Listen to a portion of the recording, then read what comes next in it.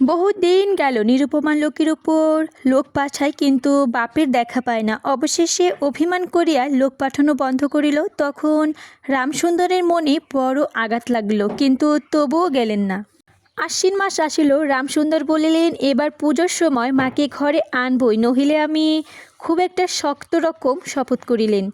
পঞ্চমীকে ষষ্ঠী দিনে আবার চাদরের প্রান্তে গুটিকতক নোট বাঁধিয়া রামসুন্দর যাত্রার উদ্যোগ করিলেন। 5 বছরের এক তাঁতি আসিয়া বলিল, দাদা, আমার জন্য গাড়ি কিনতে যাচ্ছিস? বহু দিন হইতে তাহার ঠেলাগাড়িতে চড়িয়া হাওয়া খাইবার শখ উঠিয়াছে, কিন্তু কিছুতেই তাহা মিটিবার উপায় হইতেছে না। 6 বছরের এক নাতনি আসিয়া সরোদনে কহিল, পূজার নিমন্ত্রণে যাইবার মতো তাহার একখানাও কাপড় নাই। রামসুন্দর তাহা জানিতেন এবং সে সম্বন্ধে তামাক খাইতে খাইতে বৃদ্ধ অনেক চিন্তা করিতেছেন। রায়বাহাদুরের যখন পুজোর নিমন্ত্রণ হইলেন, তখন তাহার বধূ গ্রহণের অতি যৎসামান্য অলঙ্কারের অনুগ্রহপাত্রে দারিদ্র্যের মতো যাইতে হবে, একথা স্মরণ করিয়া তিনি অনেক দীর্ঘশ্বাস ফেলিয়াছেন, কিন্তু তাহাতে তাহার ললাটে বার্ধক্যের রেখা গভীরতর অঙ্কিত হওয়া ছাড়া আর কোনো ফল নাই। দৈন্যপীড়িত গৃহে ঋণধ্বনি কানে লইয়া বৃদ্ধ তাহার বেয়াই বাড়িতে প্রবেশ করিলেন। আজ তাহার যে সংকোচ ভাব নাই, দ্বাররক্ষী ও ভাতৃদের মুখে যে পতি চকিত সহ্য দৃষ্টিপাত দূর হইয়া গিয়াছে।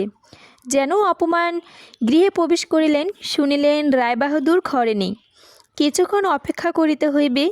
মনে উচ্ছ্বাস সংবরণ করিতে না পারিয়া রামসুন্দর কন্যার সহিত সাক্ষাৎ করিলেন। আনন্দে দু চোখ দিয়ে জল পড়িতে লাগিল। বাপও কাঁদে, মেয়েও কাঁদে, দুজনে কেহ আর কথা বলতে পারে না। এমন করিয়া কিছুক্ষণ গেল। তারপরে রামসুন্দর কহিলেন, এবার তোকে নিয়ে যাচ্ছি মা, আর কোনো গোল নাই। এমন সময় রামসুন্দর জ্যেষ্ঠপুত্র হরমোহন তাহার দুটি ছোট ছোট ছেলে সঙ্গে লইয়া সাহসা ঘরে প্রবেশ করিলেন। পিতা বলিলেন, বাবা, আমাদের তবে এবার পথে ফাঁসালে? রামসুন্দর সহসা অগ্নিমূর্তি হইয়া বলিলেন, তোদের জন্য কি আমি নরকগামী হব? আমাকে তোরা আমার সত্য পালন করিতে দিবি না? রামসুন্দর বাড়ি বিক্রি করিয়া বসিয়া আছেন। ছেলেরা কিছুতে না জানিতে পায় তাহার অনেক ব্যবস্থা করিয়াছিলেন, কিন্তু তবু যাহা জানিয়াছে দেখিয়া তাহাদের প্রতি হঠাৎ অত্যন্ত রুষ্ট ও বিরক্তি হইয়া উঠিলেন। তাহার নাতে তাহার 2 হাঁটু সবলে জড়াইয়া ধরিয়া মুখ তুলিয়া কহিল, দাদা, আমাকে গাড়ি কিনে দিলে না? নতশির রামসুন্দরের কাছে বালক কোনো উত্তর না পাইয়া নীরুর কাছে গিয়া কহিল, পিসিমা, আমাদের একখানা গাড়ি কিনিয়া দিবে? নিরুপমার সমস্ত ব্যাপারে বুঝিতে পারিয়া কহিল, বাবা, তুমি যদি আর 1 পয়সা আমার শ্বশুরকে দাও, তাহলে আর কোনো মেয়েকে দেখতে পাবে না। এই তোমার গা ছুঁয়ে বললুম।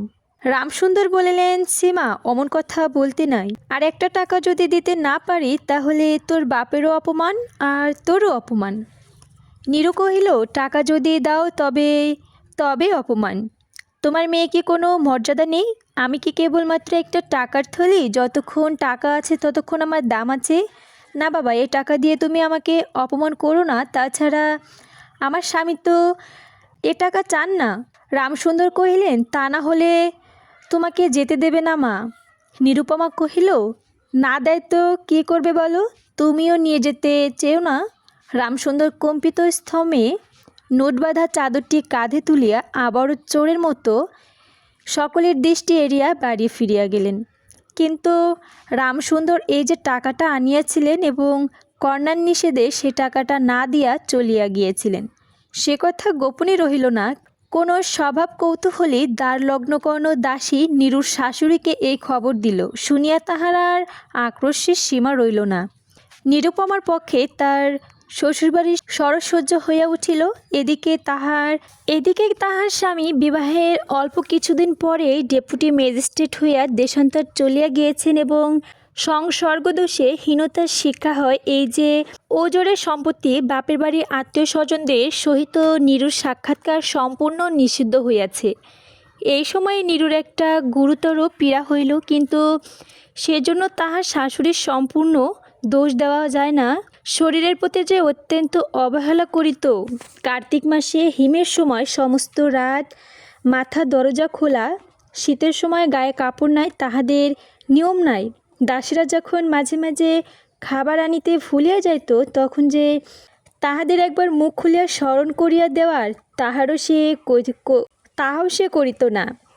সে যে পরের ঘরের দাসদাসী এবং কৃতগৃহিণীদের অনুগ্রহের উপর নির্ভর করিয়া বাস করিতেছে, এই সংস্কার তাহার মনে বৃদ্ধ মূল হইয়াছে। কিন্তু এরূপ ভাবাটাও শাশুড়ির সহ্য হইত না। যদি আহারের প্রতি বধূর কোনো অবহেলা দেখিতেন, তবে শাশুড়ি বলিত, নবাবের বাড়ির মেয়ে কি না, গরিবের ঘরে অন্ন ওর মুখে রোচে না। কখনো বা বলিতেন, দেখো না একবার ছিঁড়ি হচ্ছে, দেখো না, দিনে দিনে যেন পোড়া কাঠ হয়ে যাচ্ছে। রোগ যখন গুরুতর হইয়া উঠিল, তখন শাশুড়ি বলিলেন, ওর সমস্ত ন্যাকামি। অবশেষে একদিন নীরু সবিনয়ে শাশুড়িকে বলিল, বাবাকে আর ভাইকে একবার দেখব মা। শাশুড়ি বলিলেন, কেবল বাপের বাড়ি যাইবার ছল। কেহ বলিলেন, বিশ্বাস করিবেন না, সেদিন সন্ধ্যার সময় নীরু শ্বাস উপস্থিত হইল। সেদিন প্রথম ডক্টর দেখিল এবং সেদিন ডক্টর দেখা শেষ হইল। বাড়ির বড় বউ মরিয়াছে।